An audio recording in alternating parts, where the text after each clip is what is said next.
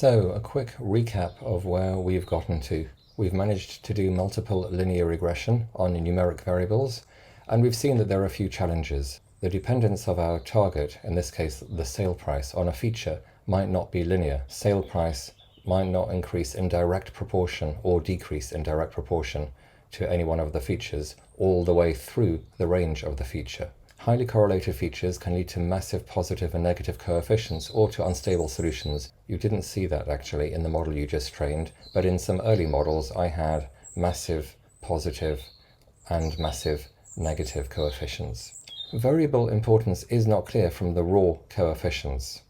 We saw that since features themselves can be measured in very different ways, either naturally or just because the unit that is chosen for measurement, as a result of that, the magnitude of the coefficients are not particularly meaningful. We did see a solution for that, which was to standardize or normalize the features somehow before doing linear regression. Finally, what will the performance be on future new data that the model hasn't yet seen? That's what we're really going to use the model for in practice. That's where the model needs to be good. And we have no guarantee whatsoever that the model we trained on our training data will be good for future data. Many of these problems will be solved either when we move to penalized regression or when we move to different model types. But for now, there's one more thing we need to sort out with regards to simple linear regression, and that is categorical variables. Let's have a look at our model.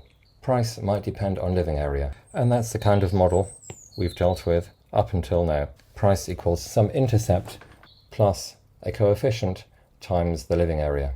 But how about if we wanted to include something like the roof style? In the Amy's house pricing data, there are 3 different roof styles: gable, hip, and gambrel. I did once look up what they meant. I can't quite remember now. But in any case, price equals an intercept. Yes, we could have an intercept there. That wouldn't be a problem. We could certainly have a coefficient, but what would it multiply?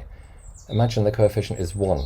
What is 1 times gable? These numbers over here, by the way, they're a bit confusing. I probably shouldn't have them. They just tell you how many there is of each roof style. It's not the value of roof style. The value of roof style is, for example, gable, and some coefficient times gable just doesn't make any sense. So what are we going to do? Well, the answer is actually pretty simple. What we're going to do is we're going to replace this categorical variable with 3 separate columns. The first column, which is going to be called rs_gable, will have a 1 in it if that particular house has a gable roof.